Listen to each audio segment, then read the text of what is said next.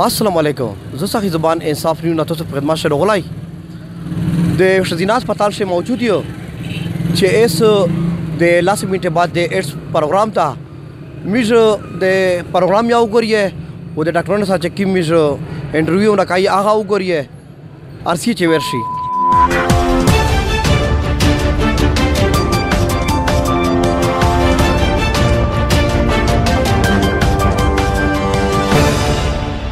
میز د چې دا کوم پروګرام د ایڈز لګیا دا میز د دې سره معلومات کوي چې دای سوی.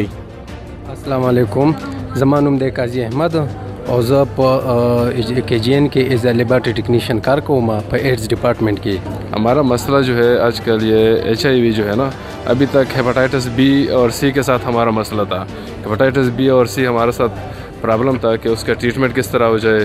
وہ ایک ایپیڈیمک تھا, زیادہ تر کیسز ہمارے پاس آ رہے تھے لیکن وہ تقریباً ابھی تک ہیپاٹائٹس B اور C کنٹرول ہو رہا ہے. اس کے مینجمنٹ بھی, اس کے ڈائگنوسس بھی ہو رہی ہے, اس کے آلموسٹ آل ٹریٹمنٹ اویلیبل ہے.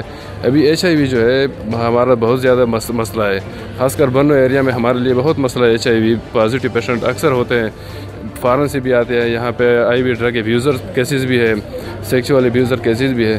تو اس کے ڈائگنوسس پہ ٹائم پہ اسکریننگ نہیں ہوتی تو اس کا پھیلتا ہے. HIV بہت زیادہ پھیلتا ہے. بنوں میں بہت اکثر کیسز ہمارے پاس آتے ہیں لیکن ان کی پراپر ٹائم پہ اسکریننگ نہیں ہوتی. تو اس کا مسئلہ یہ ہوتا ہے کہ اس کی جتنی اسپاؤس ہوتی ہے اس کو بھی HIV پروسیڈ ہوتا ہے, اس کے جو بچے ہوتے ہیں ان کو بھی پروسیڈ, ساری فیملی اکثر آتی ہے, ساری فیملی HIV پازیٹیو ہوتی ہے. تو اس کے لیے ہماری گورنمنٹ سے بھی ریکویسٹ ہے کہ ہمارے پاس یہاں پہ خلیفہ گل نواز ہسپتال میں ہمارے پاس اسکریننگ تو ہوتی ہے, ٹیسٹ ہوتے ہیں لیکن مینجمنٹ نہیں ہوتی, ٹریٹمنٹ نہیں ہوتی. ٹریٹمنٹ کے لیے ہم پھر بھجواتے ہیں پشاور یا کوہاٹ, تو اکثر یہ پیشنٹ درمیان میں غائب ہو جاتے ہیں. وہ پھر ٹریٹمنٹ کے لیے جاتے ہی نہیں ہے. وہ پھر کسی کو کہتے ہیں نہیں کہ مجھے HIV پازیٹیو ہے, پھر ان کو گھر میں بھی ان کے بچوں کو بھی لگ جاتے ہیں, ان کے فیملی کو بھی لگ, تو پھر پورا فیملی جو ہے نا وہ پھر پازیٹیو آتا ہے. تو اس کے لیے ہماری ریکویسٹ ہے گورنمنٹ سے کہ ہمارے ساتھ سارے جو یہاں پہ ٹریٹمنٹ سینٹر اویلیبل ہو, KGN میں یا DHQ میں جو بھی سینٹر ان کا فیزیبل ہو, لیکن بنوں میں ٹریٹمنٹ سینٹر اویلیبل ہو کہ ہم ان کو پراپر ٹائم پہ اس کو ٹریٹمنٹ دے سکیں, ان پہ ڈائگنوسس کی بھی ہو, ان کو یہاں پہ ایڈمیشن بھی ہو. اس پہلے تو انفراسٹرکچر اویلیبل ہو کہ یہاں پہ ان کا اسٹاف اویلیبل ہو, ان کے ٹیسٹ بھی ہوتے ہوں, یہاں پہ مینجمنٹ بھی ہوتے ہو. تو یہی ہماری ریکویسٹ رہے گی.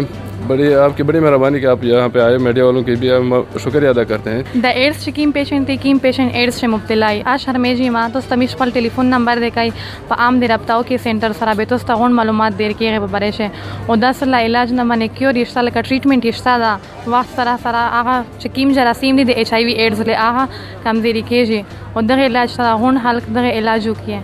دا شرم ما محسوس آئی ہے ٹریٹمنٹ کے خودوئی تو اس حق میدان نہ کیجیے. صرف دوی نہ صرف دمرا غیر مطلب پچار دی دوی سنٹر ته لوړ شي او خپل لکه الته ټیسټ وکړي نو الته کې دوی کاونسلینګ دوی وشي او دوی ته ټریټمنټ دوی ته ورشللی په میډیسنز کې دوی ته ان شاء الله اس حق کماینه پیشو کیجیے. تا کوم مین PMU سنٹر مدا کوم HIV ایڈز والا کوم افیس مدا مین په پېښور کې نو هغه ته هم مجھے دا ریکویسٹ کړه دا چې مجھے کوم د لکی مروت ټانک نورنګ وزیرستان بنو سائٹ کې د کې تقریبا پیشنٹ HIV والا ډیر زیات دي, تقریبا 70% پیشنٹ چې دی هغه دی دغه علاقو دي.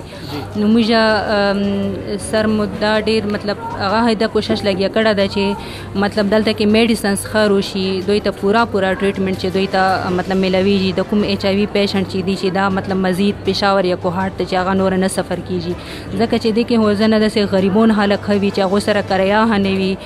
نو دیو جن مجھے کوشش تا چې دوی ته ټریټمنټ هادل ته کې دوی ته ملاوي شي. تاسو ته پروګرام وکړو خو په داسې وا داسې خبره وروتله د میډیا د پورا میز د خلک ته ریکویسټ کوي چې دا بیماری سده غلط چارې نه کړي په داسې مختلف لکه سرینج داسې مثال لکه بے احتیاطی نه کړي لکه داسې ډېر شي نشته چې د ایغ نایډز کړي. زه لکه خپل طرف نه د انصاف نیوز طرف نه زه خلک ته د ریکویسټ کوم چې تاسو د مرض پټایي ما ځکه چې کتن د مرض پټ کې دا مرض د نن نسل شي پیلاو شي. زه دا وی چې دا نن کیم پروګرام لګیا دا تاسو ته کیم ډاکټرونو وراغدل ډاکټر ته وراغدل لکه ادا وی چې تاسو ته میز نمبر در کوي په هغه نمبر رابطه کوي و د خپل ځون علاج وکړي. علاج دمرا ګرون نه دا حکومت لګیا دا تاسو ته ایډز چې کیم علاج دا آغا چاغون د فریدا زه صاحب زبان انصاف نیوز ته تاسو نه اجازه غواړم. د خدای په امان.